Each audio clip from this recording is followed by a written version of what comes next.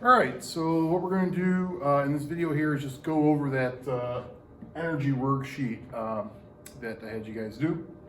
So most of this I'm going to be over at my desk, so you'll see what I'm talking about up here, pointing charts and stuff. But I'll be at my desk. All right. So the first page of this, it says which object in each group radiates more electromagnetic energy. It's basically just a fancy way of saying which one is hotter. So you had to compare these temperatures using this chart right here. So 140 Fahrenheit compared to 50 Celsius. 140 Fahrenheit's right there. 50 Celsius is right there. So 140 Fahrenheit is hotter. All right, so the answer is A.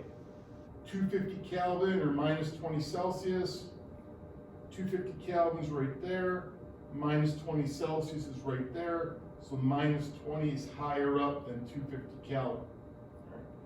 So the answer for 2 is D.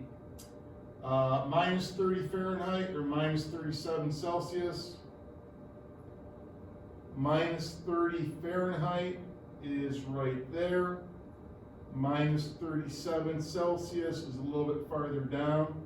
So minus 30 Fahrenheit is a warmer temperature. So there you E. All right, so now I'm comparing three temperatures. 330 Kelvin, 139 Fahrenheit, 40 Celsius. All right, so 330 Kelvin's right there. 139 Fahrenheit is right there. And 40 Celsius is down here. So 40 Celsius is only about maybe 313 Kelvin, and 330 Kelvin looks to be like maybe 136 or so Fahrenheit. So 139 Fahrenheit is the hottest temperature. Next, 218 Fahrenheit, 382 Kelvin, 70 Celsius. All right. So 218 Fahrenheit's right there. 382 Kelvin is way up there. And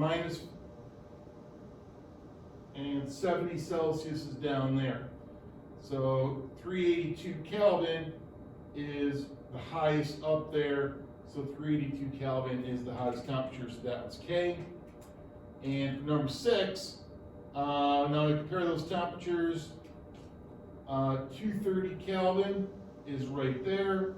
And then we got minus 40 Fahrenheit and minus 40 Celsius. Minus 40 is the one temperature in which the Celsius and Fahrenheit work out to be the same. So that actually has two answers to it. That is M and O. All right. So that's how you use that chart there. You're just comparing the various temperatures.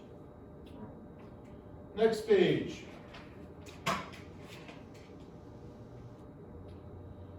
For this, it says which of the following has longer wavelengths. So I want to use my electromagnetic spectrum chart on page 14 of my reference tables. X-rays are infrared. Notice it says increasing wavelengths this way, decreasing wavelengths that way. So X-rays are infrared, infrared's farther this way, so infrared has longer wavelengths. All right. Radio waves are ultraviolet. Radio waves are over here, ultraviolet's right there, so radio waves have a longer wavelength. Visible light or microwaves. Visible light's right there, microwaves are right there, so microwaves have a longer wavelength. Gamma rays or radio waves. Gamma rays are right there, radio waves are right there, so radio waves have a longer wavelength. Orange light or infrared. Now this is one that I bet some people got wrong. All right. If I look, here's infrared. And here's orange light right there, all right? What you have to remember is that this whole section here really fits in that little part right there. So all this is visible light that fits in that little spot. So orange, even though it looks like it's over here, is actually over here. So infrared is actually farther that way than orange light. So infrared has a longer wavelength.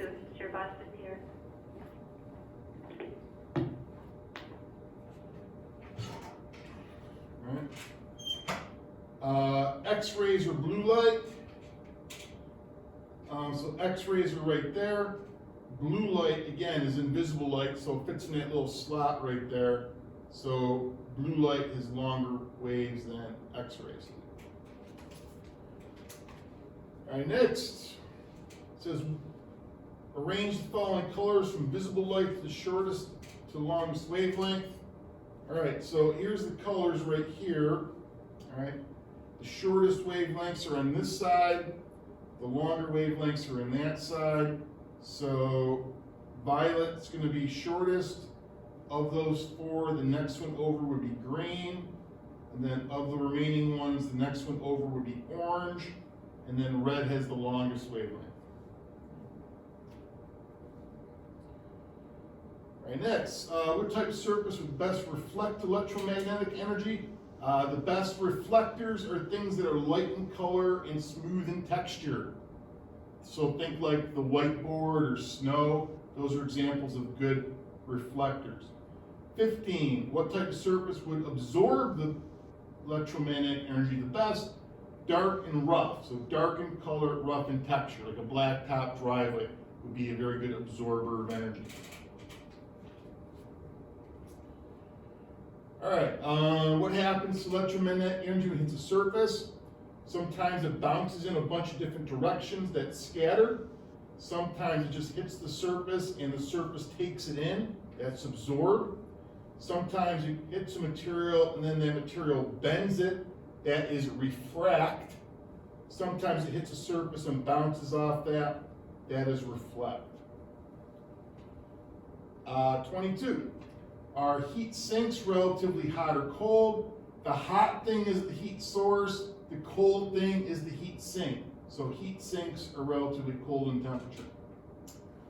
Draw an arrow at point X to show the direction heat energy would flow between the two objects. Heat energy always travels from the hot thing to the cold thing. So the heat energy is going to go that way, from the hot thing to the cold thing, from the heat source to the heat sink. 24, in the diagram below, which position would the ball have the greatest kinetic energy? Kinetic energy is where it's going the fastest. It'd be going fastest at point C. At B, it's still picking up speed, so it's going to be at the bottom of the hill where it's going the fastest. So C would have the greatest kinetic energy. The greatest potential energy would be where it's the highest up. So A would be where it's the highest up. All right. So it starts off not going very fast. It picks up more speed yet. And so it's going the fastest there. And then here it's going back uphill again. So it's going to slow down some as it's going back up. But anyways, so 25 is A.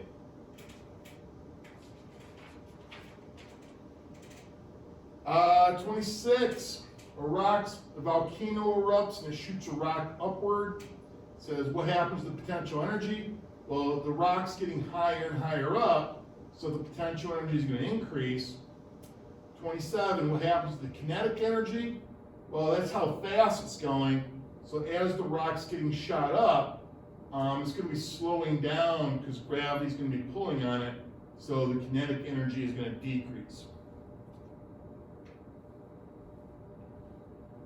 28, which method of heat transfer occurs best in solids? That is conduction, because with conduction, that's where the molecules have to bang into each other, and they bang into each other when the molecules are closer together, and that's what you have in solids. 29, draw arrows in the diagram below to show the water in the beaker would move. What type of heat transfer is this?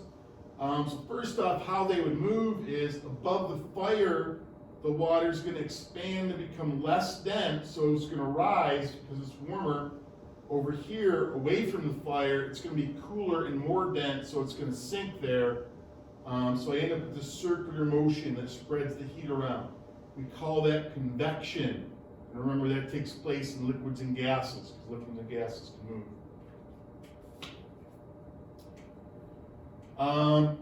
30, which method of heat transfer does the Earth receive energy from the sun? We get radiation from the sun because radiation could travel through empty space. Convection and conduction need material to travel through.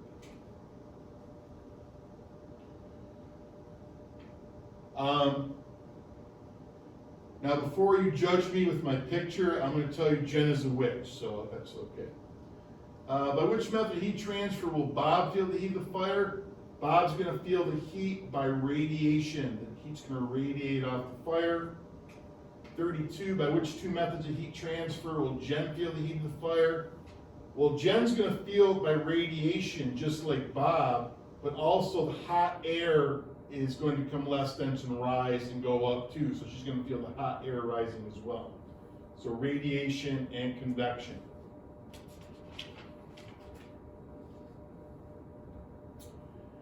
Uh, 33, the amount of heat in joules required to raise the temperature of 1 gram of substance 1 degree Celsius to specific heat.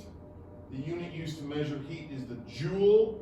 At 34, 35, if heat's applied to something with a low specific heat, will its temperature rise quickly or slowly? It's going to rise quickly because if it has low specific heat, it doesn't need very much energy to make the temperature go up.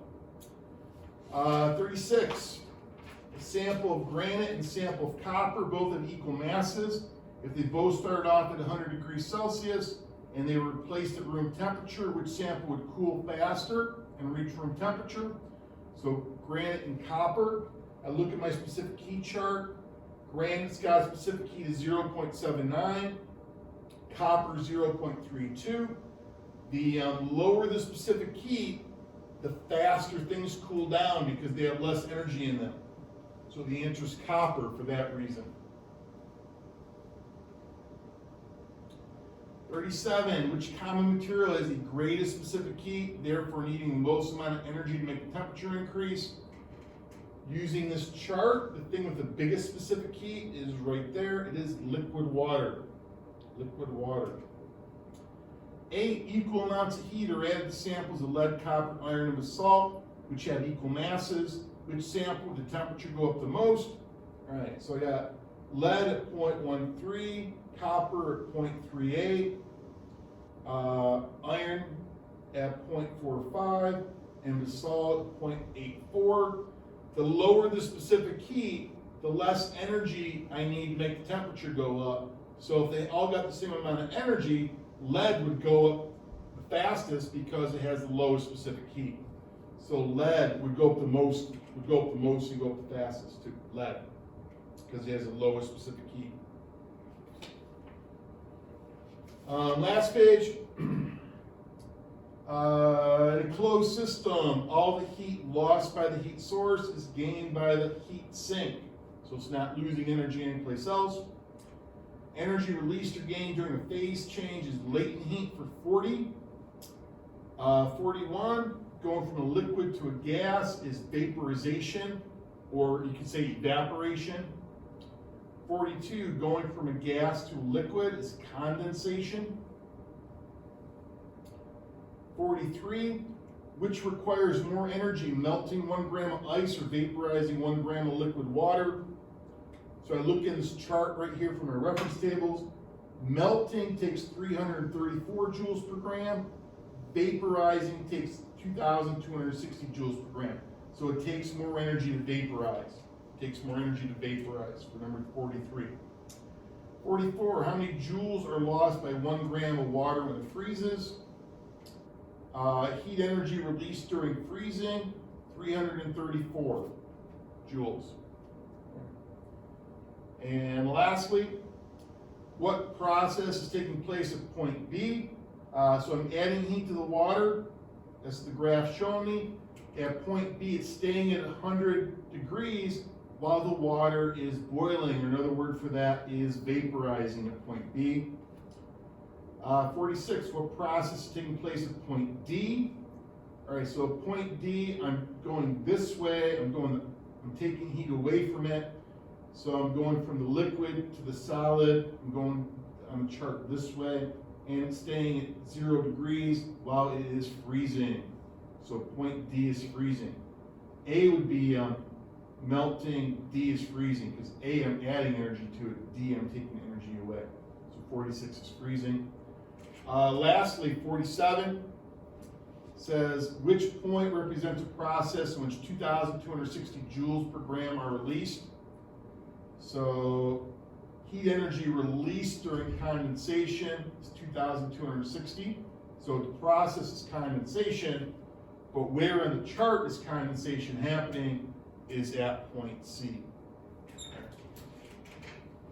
All right, so I hope that helped you going over that. I hope that helped explain how you got the answers for this worksheet.